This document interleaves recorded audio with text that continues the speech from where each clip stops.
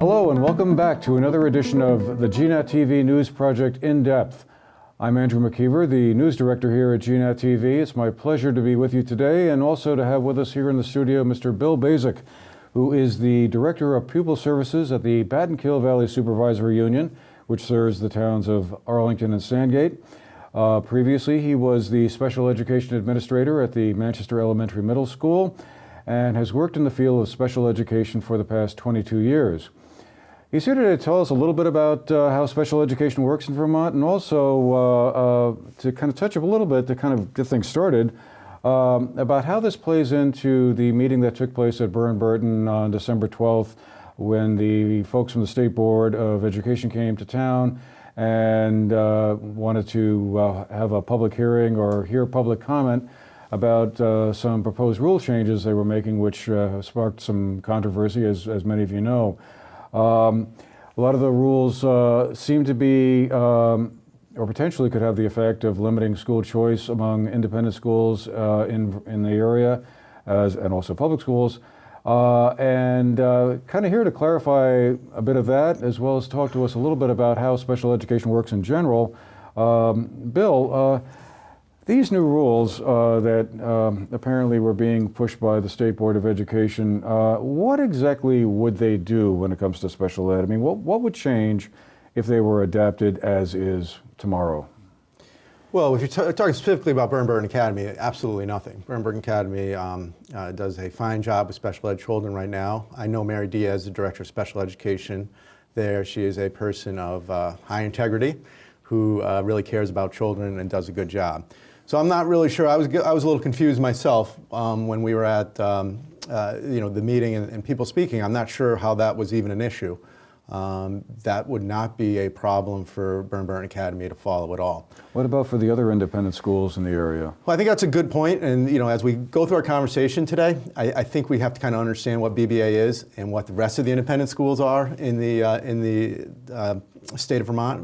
Burr & Burton Academy is a very unique school, in the sense that it's 87% of the local students make up the student body and use public money to go to that school. I think there's been a great marriage for many, many years between the local towns and Burr & Burton Academy. It's not what I would consider your typical independent school. Mm-hmm. So as these rules are written, they're written for the other independent schools in the state, and especially some of these small boutique ones that are popping up all over the place. We have a few here, more in the Northeast Kingdom. It doesn't take much to start a school. The rules that are in existence right now make it fairly easy to accept public money and start an independent school. So as we talk today, let's kind of put BBA on the side a little bit, sure, because they're not probably the intent of these rules. Mm-hmm. And again, I think when I ask people from Burr & Burton Academy, what is the specific to these rules that would be that people at Burr & Burton Academy would be opposed to, and it's tough to get an answer. They generally they do a great job following the proposed rule changes. So to answer your question then, if we talk about other schools in Vermont, this is about equity and access. That it's kind of interesting. I'm not sure how having an open enrollment policy is against school choice. To me, if you're accepting, the state wants to have you accept more children. They want you to be accepting of children with disabilities. They want you to be accepting of protected classes. And again, in the North Shire, we don't have a lot of these protected classes, but children like English language learners, McKinnon-Vento children, which are homeless children. I think people think of homeless children as people that are kind of living in the street. The majority of our homeless children are couch surfers, families forced to move in with sisters, families forced to move back in with parents. Where do those children go to school? We don't have a lot of those protected classes in the North Shire, so we don't deal with a lot of that things. But the idea is that those children exist out there, and these laws, civil rights laws, will open up access to the schools. Okay, well, I mean, when you sort of sugared things off from that meeting there last week, as it is sitting here a week later, yeah. It seemed like the special ed factor seemed to be kind of one of the issues that was sure, going to impact this sort of ability for folks to take school choice. And it seemed like one of the concerns, and correct me if I'm wrong, but one of the sense I got was that some of the other independent schools were concerned that if they had to if these new rules were adopted, that would impose additional costs on them. They would need to either hire more staff Sure. or take on more financial burdens that might put their financial viability into some question.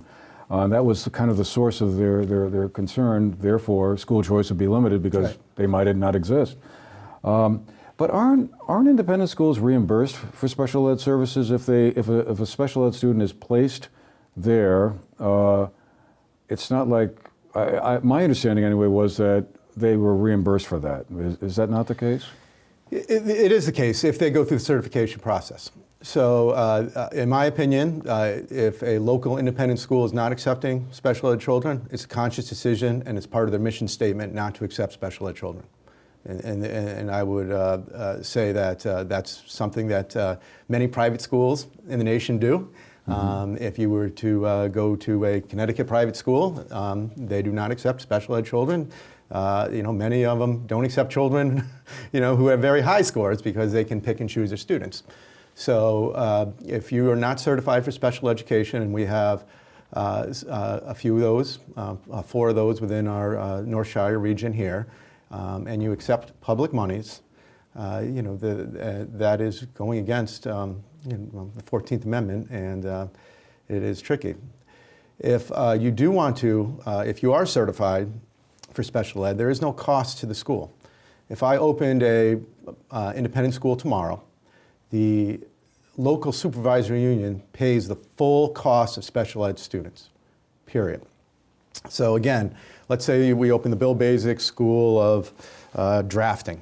Okay, I'm opening a drafting school here in Manchester, and I enroll 3 special ed students. I figure out that cost to the special ed students. I specifically bill those back to the Bennington-Rutland Supervisory Union, and they pay those exact costs. Okay. There is zero cost, gain or loss to the school. All right. Well, walk us through the process about how a special ed student gets placed at an independent school. I mean, I'm assuming it's a scenario that sort of unfolds something like this. Parents of the student decide that the local public school in the town they live in isn't meeting that child's needs. They want to send them to another school for whatever reason they think is going to be a better setting for that. Right.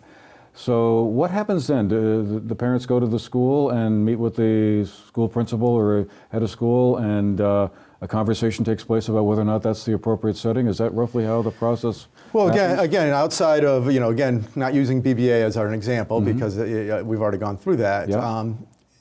It's actually kind of frightening what occurs, and I don't think parents understand it. We have, again, that we won't have the time today, but I attempted to do a presentation about the history of special ed rights, and going back all the way to the 1800s, and again, the 14th Amendment, how we've gotten to this point in legal terms. But it is a long conversation, but the reality is any special ed child who's been identified has an enormous amount of rights under the federal government, with the latest one being IDEA 2004. There are, alone in Vermont, the rights that child has is a 255-page document with many procedures, many safeguards, many places to go for due process if you feel that your child is not receiving the education that's appropriate. The minute you enroll your child in an independent school, you completely give up all that protection. That protection is gone. FAPE occurs in a public school. FAPE does not occur, that's free and appropriate education, does not occur in an independent school. So you have given up those rights to your child, which is a big deal, and I don't think parents understand that. So if you were to say, I want to go to the Bill Basic School of Drafting, and you have your IEP that's being at Fisher Elementary School. You take that IEP to Bill Basic. Now, an IEP is an independent education plan? Yeah, that's how it gets very complicated. That every time, again, going back to the due process, Right.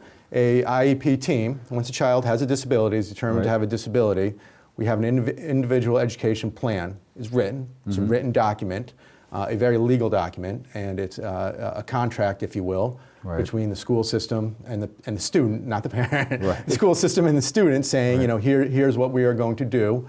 And it's basically an educational contract, I see. I think is probably the best way to describe it. Okay. And it's legally binding. So if you were to say in that contract, you will receive speech services 3 times a week, and the school district refuses, or for whatever reason, doesn't provide speech 3 times a week, speech and language service, you're in breach of contract, if you will. That's really the power of that IEP. It's not something to be taken lightly. Again, that IEP does not follow you into the independent school realm. So if you were to go to the Bill Basic School of Drafting and say, I want my child to have speech 3 times a week, like the child was receiving at Fisher Elementary School, I could say to you, sure, you can come to Fisher Elementary School every Tuesday, Thursday, and Friday at 9:30 and receive your speech. We have no obligation to go to the Bill Basic School of Drafting and give that service. And while that's easy in speech, a parent may say, well, listen, it's speech. Maybe they have a little extra money and they can get the speech services on the side. Maybe, sometimes children just grow out of speech, and that's a real easy service, and sometimes parents will drive back to the school at 9:30. But as we get into the more complex disabilities, that is a real problem with independent schools. If we start getting into emotional disturbances, if we start getting into hearing impairment, if we start getting into autism, those are tremendous wraparound services that have to go with those children. How can an independent school provide those services? It's not something a parent can go do on your own. Those children are systematically being discriminated from independent schools. There's no way around that thinking. That to ask an independent school on their own, without the federal government's money, without the expertise of special ed, to somehow, come up with a plan for a highly autistic child that has to have a BCBA, that has to have paraprofessionals, that has to have OT, that has to have PT, that has to have the software to make story makers, have to have an extra room within the, a time out, a quiet room, their own office. I mean, these are just normal things that occur in a public school. How are these independent schools going to provide for that child? Well, it would seem like they can't, and without kind of diminishing their ability to provide their primary mission, Right. whatever that may be. So wouldn't a private or independent school be able to say, look, Mr. and Mrs. Jones here, we're grateful that you might want to come to our school and think we're doing a good job here, but we're really not the right place for this child with these sorts of severe disabilities. Exactly. End of conversation. And that's what they do. But here's the problem, Andrew, and again, we have 100 years of legislation, and I think we were talking a little bit before how this started out. It was Jim Jeffords, one of our great senators here from Vermont, who in 2004 really made some laws around this after 100 years of this, saying that if you accept public money, you have to follow these laws. And I don't know, I haven't heard any conversation around how, if we're accepting public monies, we don't have to follow federal laws. Are we waiting for a lawsuit? Probably. Is the Department of Justice going to come into small little Vermont where we have a little amount of children probably being discriminated against and sue the state of Vermont for discrimination? Probably absolutely not. Department of Justice has a tremendous amount of things to do right now, so I'm not worried about that. But the heart of it is we really should realize that we are discriminating against children. Well, that seems like a good segue into another part of the conversation we hope to have here. About 10 months or so ago, last February, you wrote an article that was published in Vermont Digger, in which it looks like you raised some concerns about the amount of money that Vermont spends on special education, you say, for instance, the special education funding formula is far too generous and encourages school districts to use money to solve problems instead of empirical-based practices. It promotes outside service contractors and for-profit schools that charge high rates. The bottom line being that we spend too much money, basically, and that that the financial burden, and correct me if I'm paraphrasing this incorrectly here, should be kind of put more back on the localities, local school districts, who, as the old saying goes, you spend your money more frugally when it's actually your own money. Or you tend to work a little bit harder when you're accountable. I mean, how would we rein in these special education spending dollars without kind of cutting back on the services that these students need? Yeah, I think that's a whole another side of this issue. When we look at independent schools, we have a lot of these for-profit Again, I want to tell you that because I think fundamentally it really upsets me. And when I worked in Massachusetts, I would go after these schools as well. These are for-profit special education schools that fall under the guise of an independent school that are charging an absorbent amount of rate for what I would consider subpar services for our children. And this isn't unique to Vermont. Again, these are Massachusetts as well. Certainly, we can't have that far-reaching of power. Now, just to be clear, before we go any further, are we talking about schools all across the state of Vermont? All across. So I'm not looking to disparage local schools. That's not my point today. But we do have in the town of Manchester, in other places in the North Shire, for-profit. Again, for-profit. They are making a profit off children for special ed children.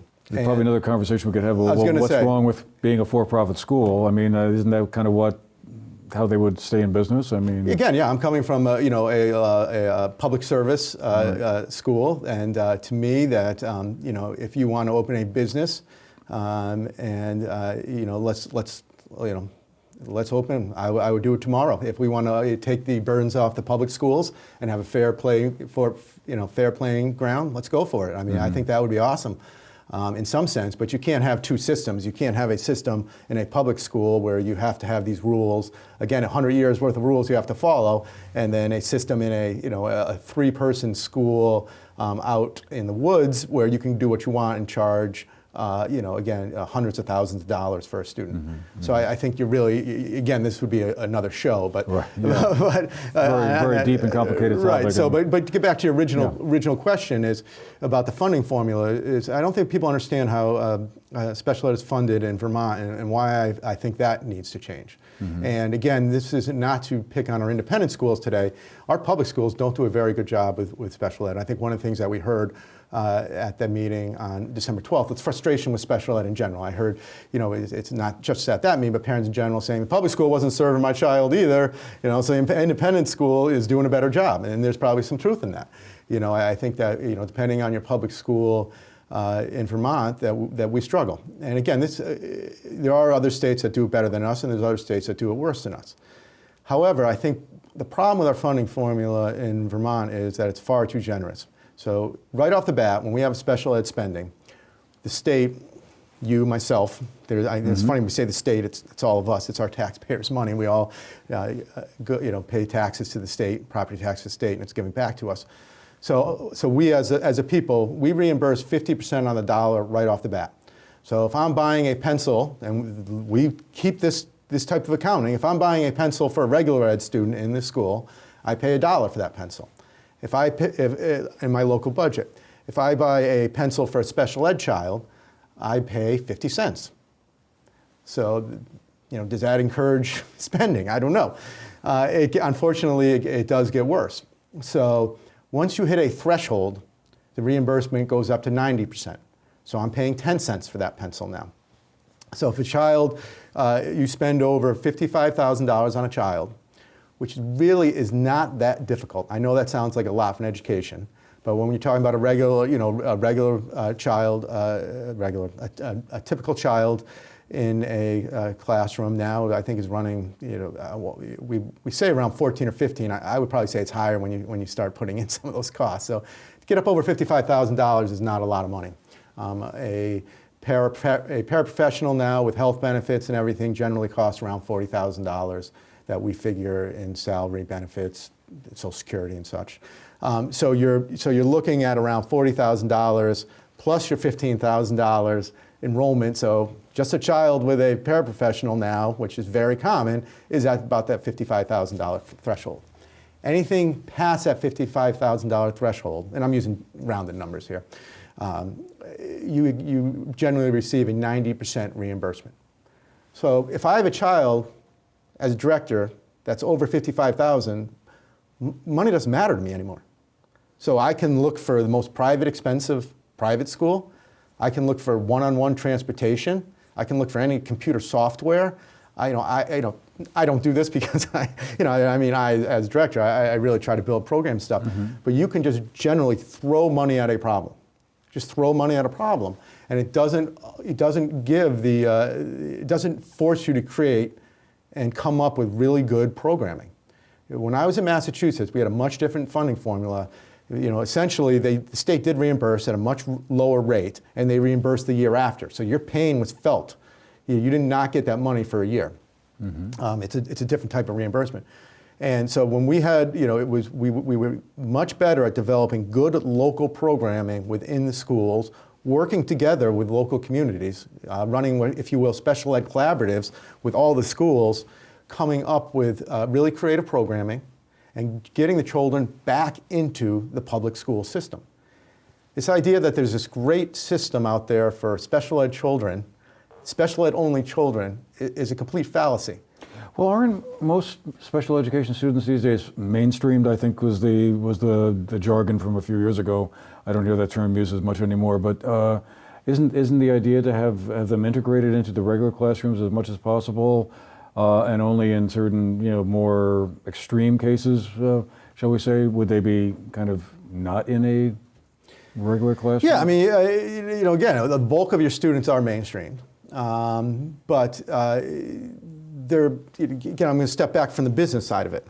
If you were talking about this cost right now, from the business side of it, your children that are mainstreamed are not a financial burden, if you will. If you have a child with a specific learning disability that could really use some expertise in the classroom around some reading, and they're getting 3 or 4 days a week services in reading with a really specialized, good instructor, building up those skills, getting back to their grade level, that's not a very costly model.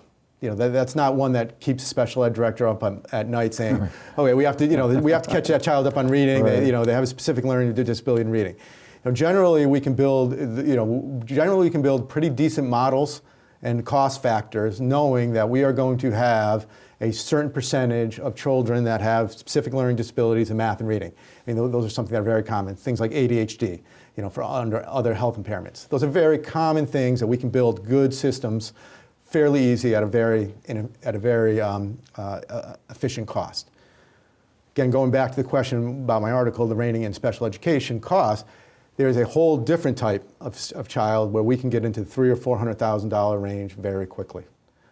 We send from the Battenkill Valley. We have children that are going to school, and it pains me, in Massachusetts at an extreme cost because we don't have those local schools here in Vermont. We've never built an infrastructure of good local schools to take those emotionally disabled children, to take those autistic children, and to take some of those traumatic brain injury children or type things. That traumatic brain injury brings under a lot of categories. They could be drug-induced, so on and so forth. So we've never really built that infrastructure in Vermont. Burlington has some taste of it. Rutland and Bennington and Brattleboro struggle to try to get those in, but not that it's fair to compare them to outside of Boston and some of these really good areas that have that infrastructure. But it is what it is. We don't have that infrastructure built, and that's not fair to our kids. So we typically send them off to these private schools. The regulatory costs around these schools aren't very tight. In Massachusetts, each year, you need to apply for the rate that you are going to charge at these schools. Here, it's a much more general process. So, and again, since the town's not paying for it, we don't really care. When we send a child to one of these, boutique private schools of 4 or 5 children, and they're all special ed, whatever the cost is, generally I plan on it between $55,000 and $60,000 because of the reimbursements. And that's pretty steady. That's going to stay in our budget. I know I'm going to be reimbursed. So why should I care what the school is charging me? Why should I care what the transportation is? If the transportation is going from here to Newfane, Kindle Farm, the school, great, it's a farm school over there, Kindle Farm. If I'm going to put a child in a taxi for $40,000, drive them an hour each way, knowing it's going to be reimbursed, why do I care the tuition? I'm already almost at the $55,000 just for the transportation. If I throw in summer services and everything, if we're looking, why, and again, why as a director of special ed do I care about the cost? Well, we're running almost out of time, but I wanted to ask one quick question. Isn't the federal government supposed to be kicking in money here for special ed services? I remember hearing 30% roughly is supposed to be Right. by law what the federal government helps local school districts and states finance special ed costs. But apparently that's not the case. And rarely has the federal government ever actually ponied up their share, the 30% or so. How do they get away with that? Well, I mean, again, and I think that's where we could have a whole nother show, and it'd be great to get some other people here from BBA and independent schools. Right. But again, that's where a good idea. That's where we are littered in public education with unfunded mandates. Well, as you say, there's a lot of material here that we've only barely covered the surface. But again, that goes back to, because the point of that again is that, again, we have these independent schools not certified for special education taking public money. And that's just wrong. If they want to be private schools, I think that's great. They should go ahead and be private schools. There's some really good private schools out there, especially when you go, again, coming from Connecticut, Massachusetts, great private schools. But we shouldn't be giving them public funds that we really need because of these unfunded mandates. Any public dollars should be staying in the public school systems.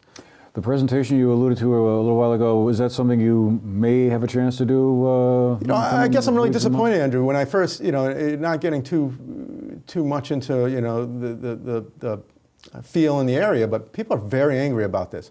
When I first decided to do the presentation, and this one kind of walked people again from the 14th Amendment to Brown versus School Board in Topeka, Kansas, up to the Civil Rights Act of 1965, PL 142, 1975, and then all the way up to IDEA 2004, how we got there, and the rights of children.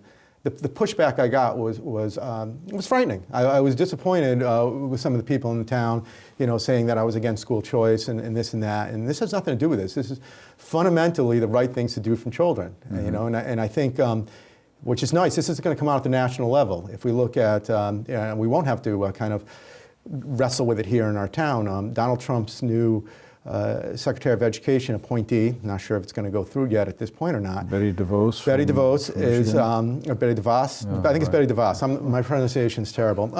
Mine's worse. But she, she is a proponent of a lot of those things that were being talked about. Charter schools. Charter schools, school choice, going to a voucher system, gutting these entitlement systems that we talked about, IDEA, having less of this public money come in. So this is this conversation that's kind of going on about school choice, which to me has nothing to do with rules 2200. Is going to kind of percolate at the national level. And I think just because, which is kind of ironic, is I would probably say we don't have a huge Trump support around here. If you really? if you looked at, I see some great people. They're doing things like organizing buses to the Million Women March. I'm not sure if they're still calling it that or not, but they have some really cool things going on. So I think there's some people really craving that knowledge. Yeah. But I want I want people to step back. I think what's going to happen with these rules is when they finally come through, they're going to be very mild. I don't think we're going to see these big Well, I know changes. They've been revised. Sort of since last July when they first came And so out. I want people to kind of step back, take a breath, and then I would be happy to give this presentation and just have people think a little bit about, how do we want to treat a very small population of our most neediest people in the area. Well, we could talk for a lot longer about this, but we're just about out of time. But I wanted to give you a moment to talk about a personal. I wanted to say that quite happy about. I would like to end things on a positive note. Yeah, I would like to give a big shout out to a BBA graduate who is actually returning today. U.S. Marine Billy Basic has just done a 6-month deployment off the coast of Libya with the MU 22nd Marine Artillery Division. He's actually coming back. The U.S. Navy picked him up, and he is landing as we speak right now on the beaches of North Carolina. Billy Basic, thank you for your service, and I love you and I miss you. All right. Well, we'll have to leave it at that, but congratulations on that, and thanks for coming by today to talk to us a little bit about this, to help us kind of unpack some of this stuff, because I know after that meeting on the 12th last week, a lot of confusion or misunderstanding might be another way of putting it, but clearly at the same time also highlighting how important the notion of school choice was to so many people here in this area and elsewhere around the state as well. So that was an interesting meeting, and I'm sure a to be continued kind of discussion. Yeah. Anyway, thanks again, Bill, for stopping by and sharing your observations and knowledge with us. And thanks all of you too for watching today. This has been the GNET TV News Project In Depth. I'm Andrew McKeever. Been a pleasure to be with you today, and Season's greetings, and we'll hope to see you again in the new year, and back for more. Thank you very much.